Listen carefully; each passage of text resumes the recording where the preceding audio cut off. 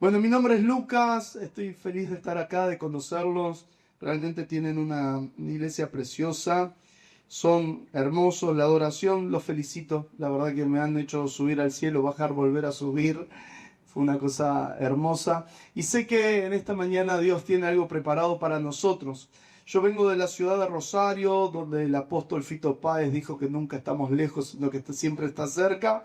Y venimos realmente en medio de un contexto donde creemos, sentimos, vemos la mano del Señor, los cielos se han abierto en Rosario, en toda la Argentina. Estamos viviendo algo muy poderoso en toda la Argentina. Créanme, yo hace varios años soy pastor, vengo de tercera generación pastoral. Hoy pastoreamos junto con mi esposa y mi suegro una iglesia maravillosa, la Asamblea Cristiana de Rosario. De hecho, traigo los saludos de toda la congregación, de mi suegro, mi pastor, el pastor José Luis Urso, y de mi esposa, la hermosa Fer. Fer y Dios me han regalado dos hijos hermosos, Martín y Tomás, y bueno, seguramente ellos en este momento están orando por mí y por ustedes, ¿sí? Eh, Vemos la mano del Señor en todas las cosas, pero también estamos persuadidos de que todo lo lindo, todo lo poderoso, todo lo que es eterno nace siempre en una casa. Siempre, siempre. Dios tenía propósito desde la eternidad y para la eternidad siempre con una casa. Por ahí nosotros perdemos de vista algunos ambientes o estamos sumergidos en una cultura donde constantemente quieren pisotear lo que suceda dentro de casa. Instituciones como la familia cada vez en la sociedad quieren desvalorizarla, pero es algo que tiene peso eterno, porque en casa sucede todo lo que va a trascender de generación en generación. ¿Alguien me está siguiendo con esto? Y esto nace en el corazón de Dios. Todo nace con un matrimonio en Génesis y terminará con una boda entre la iglesia y Jesucristo en la eternidad. Y siempre digo lo mismo, para Dios no es cualquier cosa tu casa. Para Dios no es cualquier cosa tu hogar, tu familia, tu matrimonio, tus hijos, tus relaciones íntimas. No son cualquier cosa para Dios. Eso tiene algo importante porque es el centro de todo avivamiento. Creemos que los avivamientos de esta temporada, el avivamiento que se está despertando en todas las naciones de la tierra, no tiene que ver con algunas congregaciones, con un ministerio puntual, con un mensaje. Tiene que ver con toda una generación que como familia han reconocido el poder que hay en Cristo Jesús, nuestro Mesías, nuestro Salvador, nuestro Señor, el que ha de venir, el que ha pagado el precio en la cruz del Calvario y en quien toda rodilla delante de Él se doblará y declarará que Él es el amado de las naciones. Alguien tiene que decir amén a eso. Está linda tu familia, está linda tu casa y vos vas a decir, pastor, si conocieras mi familia. Porque venimos de contextos totalmente distintos. Por ahí en la cultura nos han vendido de que una familia ideal sería como la familia Ingalls, ¿no? Y vos ves los tuyos y son los locos Adams. O sea, Señor, conmigo te equivocaste, ¿cómo es la onda? Y venís a la iglesia y encontrás que la familia del pastor parecen señoritos ingleses. Toman té. Y los tuyos son unos salvajes que andan colgados de los ventiladores. Pero Dios no se ha equivocado. Tu casa es importante para Dios. Todo nace en una casa, todo nace en una familia. Y fíjese que es tan importante que Dios tenía el poder de hacer nacer a su hijo, de traerlo al mundo, hacerlo tal vez venir a este mundo como Terminator en los desiertos, ¿viste? Que caiga ya formado o en el trono de David directamente, pero él decidió hacerlo en el contexto de una familia, con una madre, con un padre, un carpintero que lo educó, una madre que lo llevó a Dios, que lo acompañaba, porque la familia es importante. Todo lo que es eterno nace en una familia. Todo nace en una casa. Y quiero hablarte de un milagro en casa. Un milagro que se tiene que dar, un milagro que tal vez todos estamos esperando, o haya alguien aquí que está peleando con alguna situación. Pero quiero que salgas de este lugar en estos próximos minutos con la convicción de que Dios no se ha olvidado de tu causa. Ahí si tenés Biblia, yo te invito a que me acompañes en Lucas. Hay una de las historias más hermosas de la palabra de Dios que dice Lucas capítulo 8, verso 40, dice que cuando Jesús regresó, la multitud se alegró de verlo, pues todos estaban esperándolo. En esto llegó un hombre llamado Jairo, que era jefe de la sinagoga. Jairo se arrojó a los pies de Jesús y le suplicó que fuera a su casa, porque su única hija, de unos 12 años, ella estaba muriendo. Jesús se puso en camino y las multitudes se agolpaban sobre él. Y había entre la gente una mujer que hacía 12 años padecía de hemorragia sin que nadie pudiera sanarla. Ella había gastado todo lo que tenía en médicos. Ella se le acercó por detrás, tocó el borde de su manto y al instante cesó su hemorragia. Y Jesús preguntó: ¿quién le ha tocado? Como todos negaban haberlo tocado, Pedro le dijo: Maestro, son multitudes las que te aprietan y oprimen.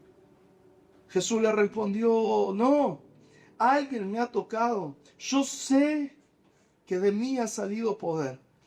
La mujer, al ver que no podía pasar inadvertida, se acercó temblando y se arrojó a los pies del maestro. Y en presencia de toda la gente contó por qué lo había tocado y cómo había sido sanada en ese preciso instante. Jesús le dijo: hija, tu fe te ha salvado. Tu fe te ha sanado en esta mañana. Vete en paz. Todavía estaba hablando Jesús cuando alguien llegó de la casa de Jairo, jefe de la sinagoga, para decirle: no molestes más al maestro, tu hija ya está muerta. Al oír esto, Jesús miró a Jairo y le dijo: Jairo, no tengas miedo. Nada más cree y ella será sanada. Y cuando llegó a la casa de Jairo, no dejó que nadie entrara con él excepto Pedro, Juan y Santiago, los tres chusmas, no lo dice aquí la Biblia, pero... Y también el padre y la madre de la niña. Todos estaban llorando, muy afligidos por ella. Dejen de llorar, les dijo Jesús, porque ella no está muerta, sino que duerme. Entonces ellos empezaron a burlarse de él porque sabían que estaba muerta. Pero él la tomó de la mano y le dijo: niña, levántate. Y ella recobró la vista. En ese instante se levantó. Jesús mandó a darle de comer. Los padres se quedaron atónitos, pero él les advirtió que no contaran esto a nadie, que no se lo dijeran a nadie. Hasta aquí nomás la palabra de Dios. Todos conocemos este pasaje, ¿verdad?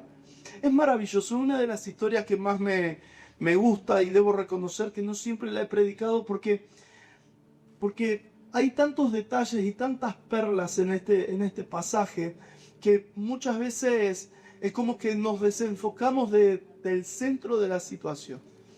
La palabra de Dios dice que Jesús viene de echar fuera demonios. Muchos demonios que habitaban en una sola persona, en un muchacho, el gadareno, el endemoniado gadareno. Estaba reendemoniado, súper endemoniado. Jesús va al otro lado del mar de Galilea, echa fuera esos demonios, viene, y cuando llega a las orillas del mar, en Galilea, cuando llega ya a las orillas del mar, había una multitud de entre 2.000 y 3.000 personas, esperándolo a él, ansioso por ver lo que Jesús iba a hacer en medio de ellos. Jesús, como puede, trata de bajar de la barca. Algunos de sus discípulos lo acompañaban. Y dice la palabra de Dios que era tanta la multitud que lo apretaban.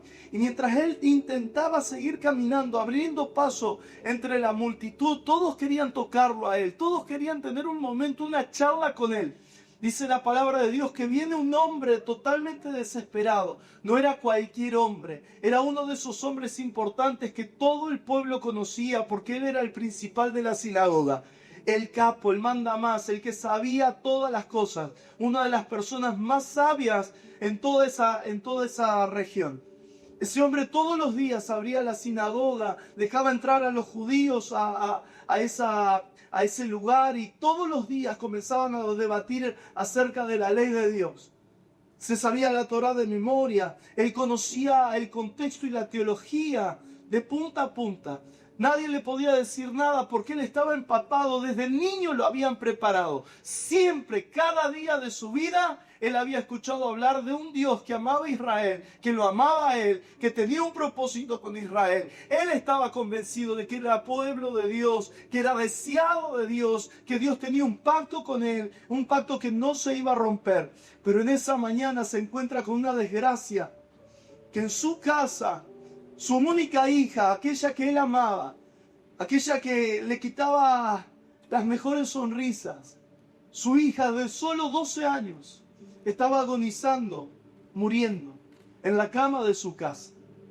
Busca ayuda a los médicos no pueden hacer nada. Busca ayuda en los familiares no pueden hacer nada.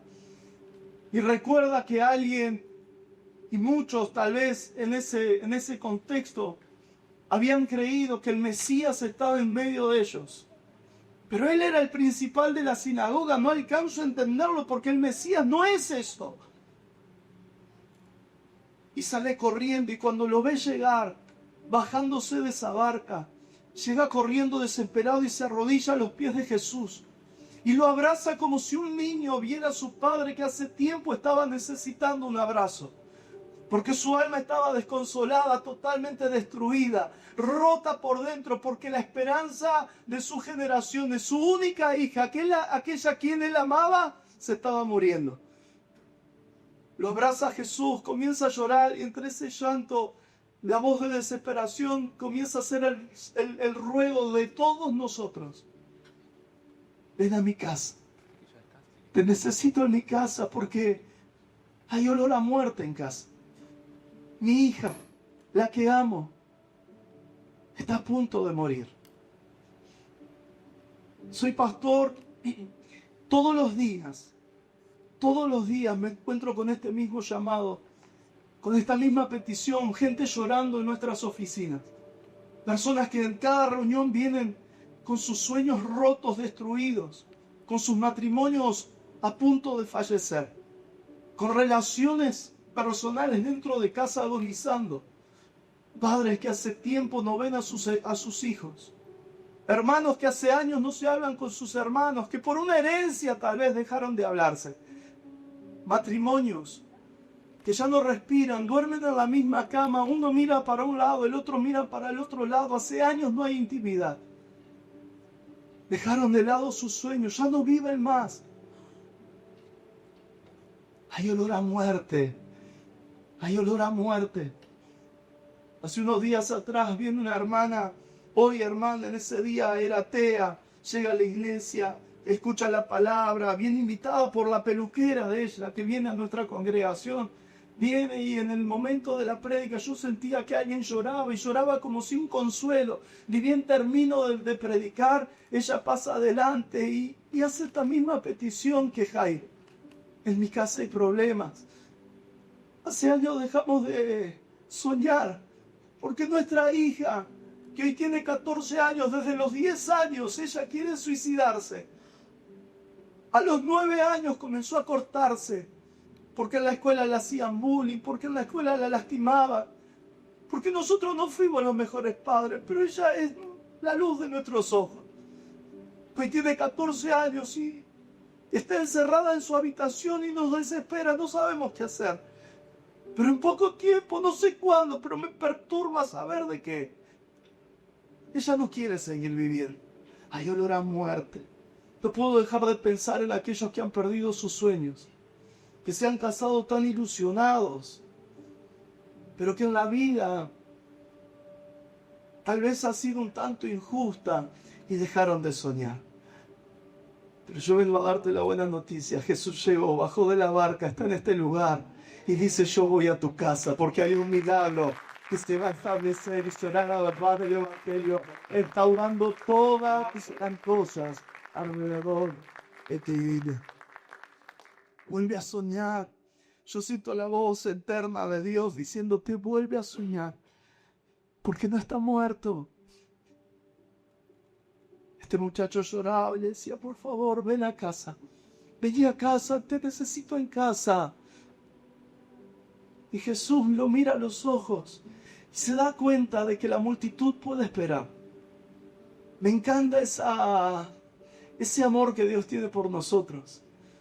Que aunque tiene que atender multitudes, que hay cientos de injusticias en el mundo entero, que hay bombas cayendo en todas las naciones, guerras por todos lados, ha depositado sus ojos en vos, en tu causa, en tu necesidad. Hay más de 8.000 personas en este mundo, multitudes enteras, viviendo en la injusticia del sistema.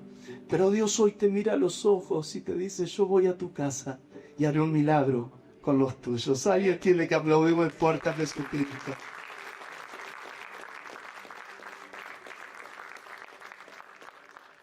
Qué tremendo esto, ¿verdad?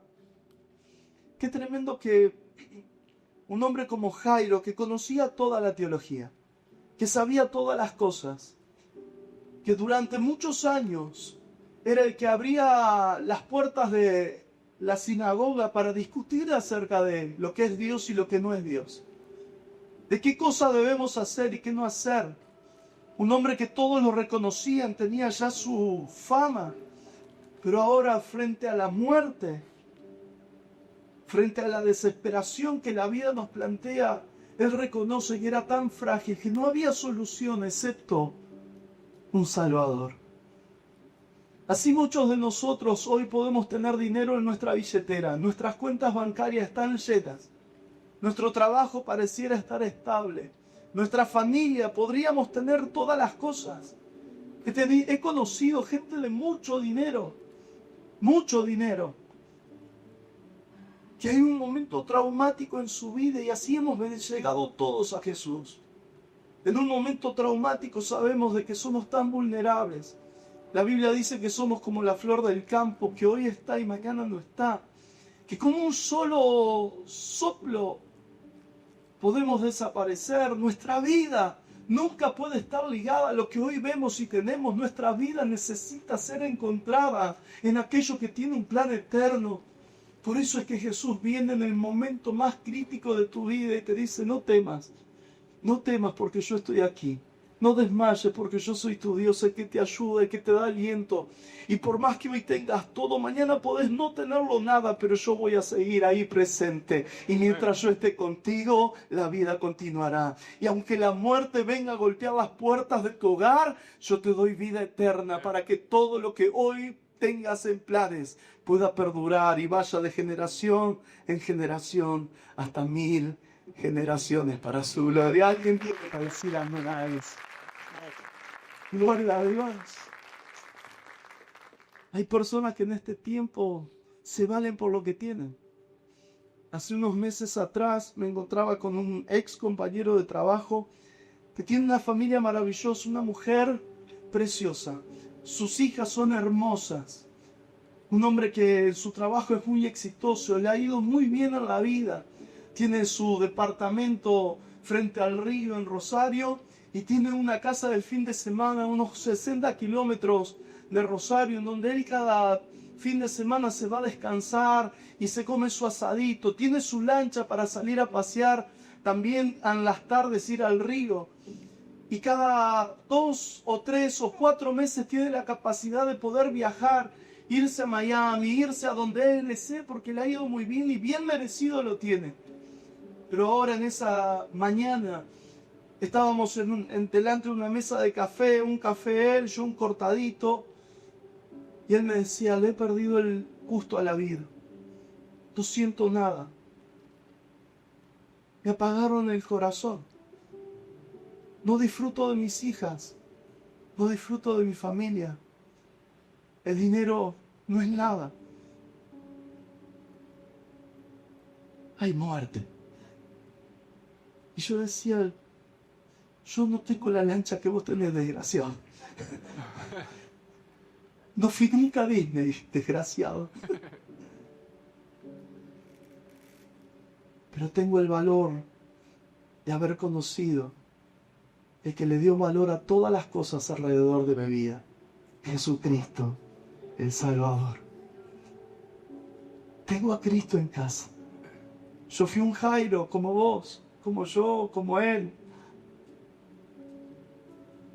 Y un día, una mañana gloriosa, nos abrazamos a los pies de Cristo y le dijimos, Señor, ven a casa, porque quiero seguir soñando, porque quiero seguir avanzando, porque la vida no se puede limitar a estos pocos años, porque no puede ser que viva de altibajo, porque no puede ser que la depresión me sepulte cada día más. Cada día son más los cristianos que viven atados a la ansiedad, que en sus noches no pueden dormir, que hacen zapping con el pensamiento, ansiosos por lo que van a pasar mañana, por lo que van a sufrir pasado. Pero cuando Cristo llega a tu casa, el descanso es constante, porque Él pelea tus batallas. Alguien tiene que aplaudir después. A Jesús, aleluya. Así que Jairo comienza a caminar al lado de Jesús. Jesús comienza a abrir el paso entre medio de la multitud. Lo toma del brazo a Jairo. Lo toma del brazo y comienzan a caminar. Pero pasa algo ahí. Es como, no sé si usted lo vio en la Biblia, yo siempre he predicado como que se corta el relato por culpa de una mujer que tenía flujo de sangre. Él iba caminando a su casa con desesperación, porque si bien estaba caminando con Jesús, pero le iba diciendo, apúrate Jesús, dale porque mi hija está agonizando. La única salvación para esto es que llegues a mi casa, vamos, tenemos los segundos contados. Y en eso, una desubicada total, que durante muchos años había malgastado todo su dinero, viene arrastrándose, fue una loca, que fue la primera que pensó que aunque sea el borde del manto de Jesús, podía tener sanidad. Y vino ella arrastrándose en su dolor. Imagínate que había vendido todo lo que tenía para dárselo a los médicos. Fue de médico en médico. Lo atendió el arrímulo. No, mentira, saquen eso de la transmisión. La atendieron todos, pero nadie le dio solución. Solucionen ese ruido, por favor. Y esta mujer como que se queda con la historia de Jairo. Es como que esta mujer casi opaca la historia de Jairo. Va por detrás de Jesús, toca el borde del manto y para el caminar de Jesús. Y Jairo diciendo, no puede ser tan desubicada. Mi hija se muere, vos tenés un flujito nada más, tranquila. Vos tenés un poco, lo tuyo después lo solucionamos. Pero mi hija se está muriendo porque nosotros aquí siempre cortamos el mensaje y hablamos de la grandeza de la mujer del flujo de sangre. Esa fe tan fuerte que el borde podía sanar. Pero ¿quién me representa es Jairo? De decir, Señor, no te olvides de mi causa, porque yo soy cristiano y no la careteo. Soy cristiano de eso que le he hecho oraciones al Señor y que he visto que el Señor empezaba a manifestar su gloria, pero cómo me molestaba cuando dejaba de contestarme a mí para contestarle al otro. Señor, ¿te olvidaste de mi causa? Señor, yo estoy caminando con vos, pero ¿cómo es que lo romperás a Él? Qué difícil es cuando te acercaste al Señor, ¿verdad? Y le dijiste, Señor, vos sabés que necesito prosperar. Necesito cambiar el auto. Y el que cambia el auto es la hermana Porota, ¿viste? Y se compra la Porota, se compra un auto rojo, desgraciada. Y vos te quedás ahí como diciendo, Señor, ¿por qué a ella tanto y a mí tan poco? Y Jesús mirando, tomado de la mano de Jairo. Esta mujer comienza a entrar en la escena y casi se queda con la historia completa. Y Jesús, ahí usted conoce la historia porque estoy seguro que lo ha vivido tantas veces, lo ha leído, tantas veces. Jesús ya comienza ahora a interactuar. ¿Quién me tocó? Oh, pero Señor, entran ya los discípulos. Señor, hay una multitud, todo el mundo te está apretando acá. ¿Cómo quién te tocó? Y él dice, no, pero lo que pasa es que alguien me tocó con una intención distinta. ¿Alguien tiene fe aquí alrededor? Yo quiero preguntar, ¿hay alguien que tenga fe aquí? Porque el poder salió de mí. Y escuchen, no quiero llevarme mucho tiempo con la mujer del flujo de sangre. Pero qué poderoso que fue lo que esta mujer vivió. Porque antes que esta mujer nadie había tocado el borde del manto de Jesús. A nadie se le había pasado por la cabeza de que el borde del manto de Jesús podría llegar a tener poder. Pero ella en su desesperación fue arrastrándose y dijo, si tan solo pudiese tocar el borde del manto del Señor sería salvo. Capítulo 6. No me quiero ir de la historia de Jairo. Capítulo 6. Acá estamos en el capítulo 5 de Marcos. Capítulo 6 de Marcos ahora. Jesús llega a una ciudad y cuenta la palabra de Dios que sacaban todos los enfermos a la calle. Los ponían en la vereda en sus camillas. Y todos en la ciudad, todos los enfermos, sabiendo de que Jesús iba a pasar, todos decían, si tan solo pudiésemos tocar el borde del manto de Jesús, seremos salvos. Pero si antes que esta mujer nadie se le ocurrió semejante hazaña, porque el milagro que Dios hace en vos no es solo para vos, el milagro que Dios hace a través tuyo debe contagiar a toda una nación para la gloria de Dios. Porque muchas veces nosotros nos quedamos con el milagro ahí, no, sí, si yo te contara la cantidad de cosas que haría, claro, contame. El mundo necesita saber lo que Dios hizo por vos. El mundo debe saber cuántos milagros recibiste, cómo el Señor restauró tu familia, tu matrimonio, cómo el Señor te devolvió la vida, cómo comenzaste a sonreír cuando Él vino a tu historia. Porque si hay algo que el Señor es un héroe para todos nosotros. Esos héroes que caen en el momento indicado de la historia y cambian la historia para siempre.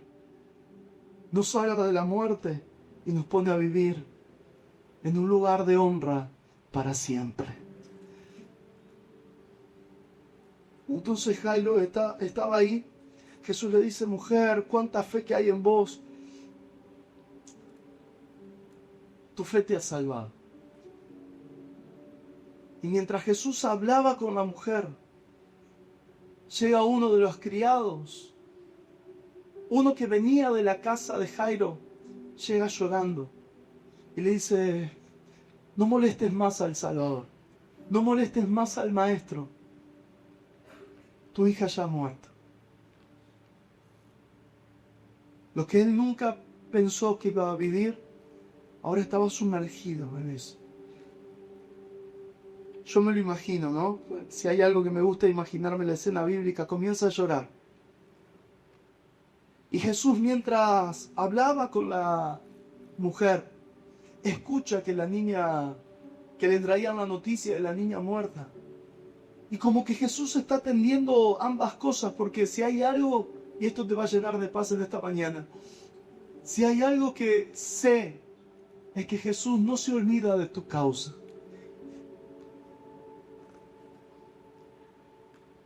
Jesús, casi sin cortar la charla con esta mujer, le dice, Jairo, tranquilo, tranquilo, porque en tu hija no ha muerto, tu hija descansa. Porque no está muerta, tu hija duerme. Y Jairo llorando, pero si me estás diciendo que murió, tranquilo. Por favor, ayúdame a predicar en esta mañana, tocarle la mano al que está a tu lado y decirle, tranquila, tranquilo, tranquilate, decir.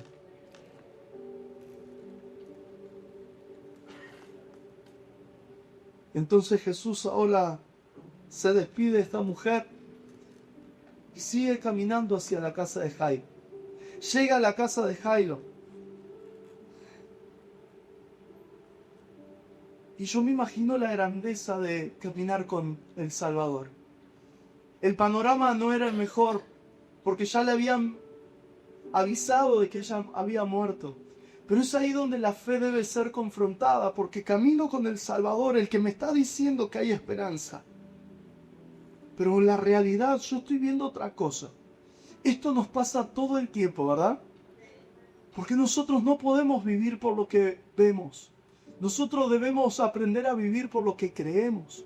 No es lo que vemos lo que van a direccionar nuestros pasos, porque si es por lo que vemos, nunca vamos a avanzar, pero es lo que creemos que cambia nuestra realidad. No es por vista, es porque estás caminando con el Salvador del mundo, tomado de su mano, camino al lugar de la desgracia. La escena debe ser terrible. Y yo me pongo a pensar, Dios tiene esa capacidad que mientras voy camino a mi milagro, el Señor comienza a mostrarme que Él tiene el poder para salvar a cuantas personas se acerquen. Y esto es muy poderoso y profético para esta casa. Estamos en un tiempo donde cientos de milagros van a empezar a suceder alrededor de ustedes. Y el milagro que vos vivas en ese caminar con Dios, que es el milagro más poderoso, el llevar a Cristo a casa, vas a ver que alrededor tuyo, por causa de que Jesús está caminando a tu casa, y que el Señor comienza a bendecir todo aquello que está cerca de tu vida. Pero pastor, me ha pasado mucho en este tiempo que hermanos vienen y dicen, pastor, porque yo estoy en esa empresa es que la empresa comenzó a prosperar. Porque yo me empecé a estudiar tal cosa, es que esa escuela, ese lugar comenzó a prosperar, comenzó a ser bendecido. Porque nadie que camine con Jesús se quedará sin ver su trasfondo, su realidad totalmente cubierta de la gloria de Dios.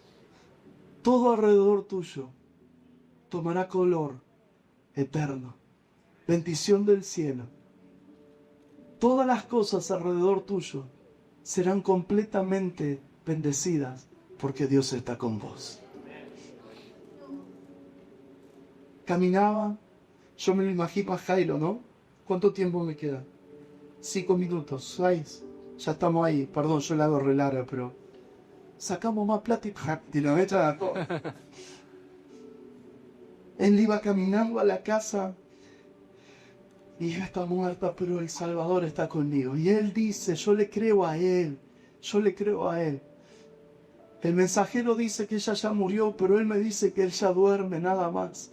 Cuando llega a las puertas de su casa, entran al patio de esa casa y estaban todos los familiares ya de velorio, todos llorando, era un mar de lágrimas. Y Jesús entra ahí y dice, hey, ¿qué pasa que todos lloran? Dejen de llorar porque la niña no está muerta, la niña está durmiendo. Y los que no creen se empezaron a burlar. Dice, ahora llegó este loco. Si esta niña ya murió, ahora llegó este loco a querer lavarle la cabeza a Jairo.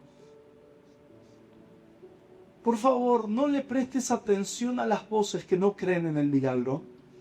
Comencé a escuchar a aquellos que sí escucharon a Dios, que sí vieron el poder de Dios, aquellos que su fe está a la altura de tu circunstancia, porque en la fe el milagro va a suceder. Se empezaron a burlar, pero a Jairo no le importó. Y Jesús dice, vamos a la habitación. ¿Dónde está la niña? Está en su pieza. Entonces sacaron a todas las personas. Entraron Pedro, Juan, Santiago, la madre de la niña y Jacobo. A esta altura de la escena ya Jacobo ya había tomado un poco más de seguridad porque el Salvador estaba. Ya Jesús había inundado el corazón, porque eso es lo que pasa siempre con los que caminan con Cristo. Que la paz inunda el corazón. Podemos estar en la mayor tormenta, pero tenemos paz. La niña estaba ahí y Jesús se acerca. Su madre todavía lloraba. Mira a la niña, la mira y le habla con una voz eterna y da la orden de salvación y le dice, niña, a ti te digo, levántate. Y en ese momento, en ese preciso momento, ella se levanta y comienza a respirar. Y se levanta con hambre, como toda niña de 12 años. La madre comienza los gritos. El padre, yo me lo imagino abrazado de nuevo a su hija, pero a los pocos segundos, los tres abrazados a los pies de Jesús. Es donde todo comienza a tomar valor. Y ahí comienzan las promesas a volver. Te prometo que nunca te vamos a dejar sola. Te prometo que nunca te vamos a abandonar. Te prometo que te vamos a cuidar, Señor. Te prometo que esta es tu casa. Señor, te prometo que de aquí solo van a salir palabras de bien para toda la nación. Te prometo que cierro la sinagoga. No, eso no prometió. Y lo que parecía un velorio terminó siendo una gran fiesta en esa misma mañana. Apláudale bien, Papi. Eso, apláudale, vamos, apláudale, apláudale.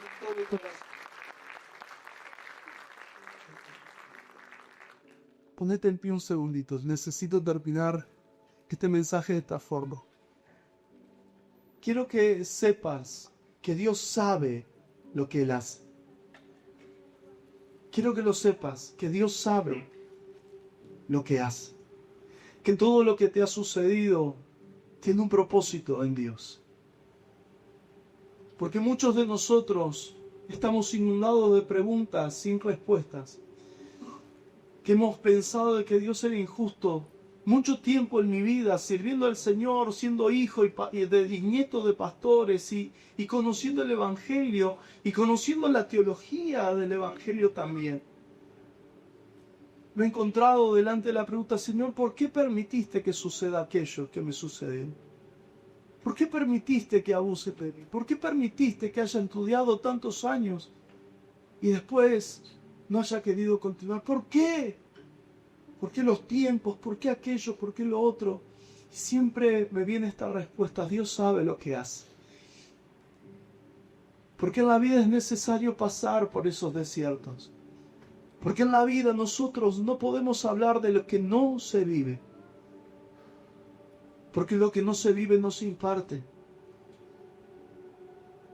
Estamos en una era de muchos charlatanes. De muchas personas que hablan sin saber, que dan opiniones de manera gratuita de temas que nunca pudieron experimentar ni vivir. Son sabios en su propia opinión y la Biblia dice que esos son los necios más necios. ¿Por qué el Señor permitió que pasaran tantas cosas que para vos eran injustas? Yo sé, no te lo merecías. Porque el que no vive nunca valorará nada. Porque no podemos hablar de lo que no vivimos. Porque nosotros predicamos de lo que vivimos. Yo te conté cuando estuve predicando en Inglaterra. ¿Te conté? No. Porque nunca fui a Inglaterra. Nunca fui. Ni sé cómo. No se puede hablar si no lo he vivido. Porque eso que para vos fue un dolor, terminará siendo el milagro, el testimonio, la grandeza de Dios para bendecir, tu lugar de autoridad para bendecir al que más dolor está pasando. Tu testimonio es importante. Tu testimonio es importante. Tu testimonio es importante. Y te prometo que cierre, porque me van a cerrar a todos allá. Te prometo. Es más, ya pueden pasar todos los músicos. Escucha. Ya me olvidé que te iba a decir. Sí, me olvidé. Nosotros, dice Pablo, que somos como cartas leídas. Nuestra vida es como un hermoso libro que está siendo escrito, que vos estás escribiendo tu historia como podés.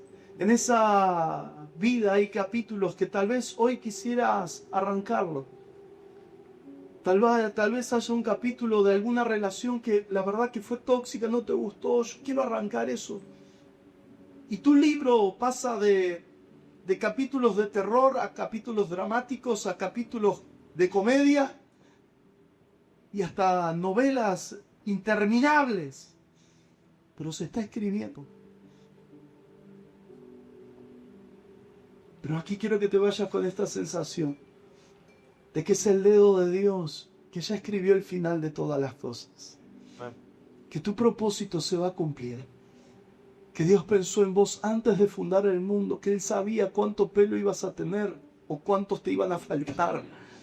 que Dios sabía con qué cosas te ibas a topar y qué decisión ibas a tomar, también la sabía. Pero que Dios está ahí, que nunca se movió, que Dios está al lado tuyo, para que hoy tomes la convicción de decirle: Señor, ven a casa, para que en mi casa el milagro sea hecho. Dios en casa es avivamiento que perdura.